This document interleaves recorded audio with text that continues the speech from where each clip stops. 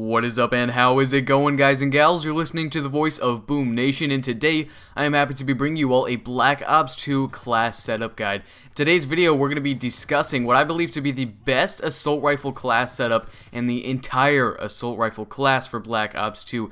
As you can see on screen, we're going to be talking about the Type 25. Throughout this video, you'll be seeing a collection of clips of me using this weapon to the best of its ability, whether I be in a close range or long range engagement.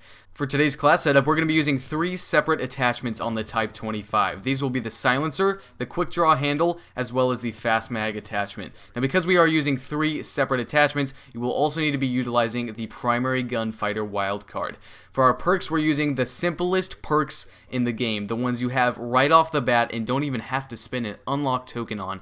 Those are lightweight, toughness, and dexterity. These will help modify the class to suit closer range maps and help you maneuver much more quickly. Now, according to the online Call of Duty wiki, the Type 25 actually has a 1.5% movement speed increase relative to all of the other assault rifles in Black Ops 2, which is really cool, and it just goes to show that this weapon is really great for rushing relative to the other assault rifles. So if you do like to have an aggressive playstyle, but you're also going to be engaging in some more long range, medium range gunfights, if you will, you're definitely going to want to use this class setup to your advantage as much as possible. For the equipment, we're going to be utilizing the Simtex and the smoke grenade. Now, if you do like playing TDM and you're not playing an objective-based game mode, you can go ahead and swap out that smoke grenade for something like a concussion or a flashbang if you wish, or if you are playing on a more close encounters, close range map, I would recommend switching out the Simtex for a C4 as well to aid you in those close quarters situations.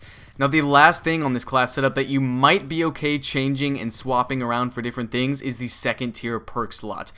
I personally rely on toughness quite a bit, and I cannot do well in Black Ops 2 without it, but I know there are some of you out there that don't really like toughness, you think it's useless, and I've noticed that when I'm using this class setup, I go on such tears and such long kill streaks, I end up running out of ammo and I have to pick up other weapons quite a bit. So to help with that, if you feel comfortable without toughness or you can get used to it, I would recommend slapping on Scavenger instead, just so you can keep this gun and kind of play with the same playstyle throughout your entire life, that you can stay alive your entire score streak without having to pick up some wacky LMG or some machine gun that you aren't comfortable with using.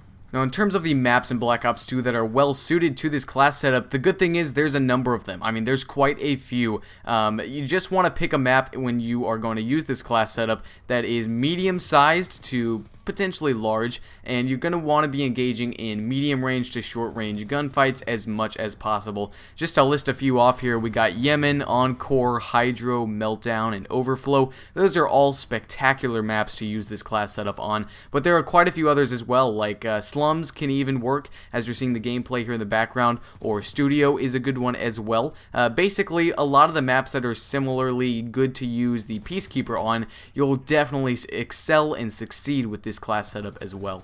Now, the key to dominating your opposition, no matter the game mode in Black Ops 2 with this class setup, is being able to control the recoil of the Type 25.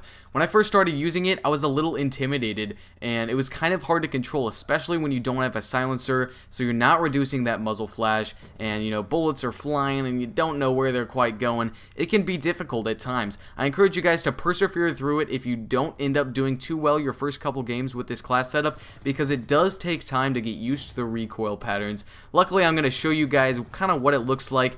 You can see here on screen the recoil pattern is pretty much upwards, so just think upwards and diagonally. And when you're spraying fully auto at a medium or long range engagement, what you want to do is just pull down on your joystick or your analog stick in the opposite direction that the recoil is going. So it's not too hard. You'll just get a feel for it. For an example, you probably, most of the time when you're going fully auto, you're going to want to pull down or slightly down into the left with your joystick if you're playing on a console. And then if you're playing on a PC, just pull your mouse towards you to the left a little bit as well.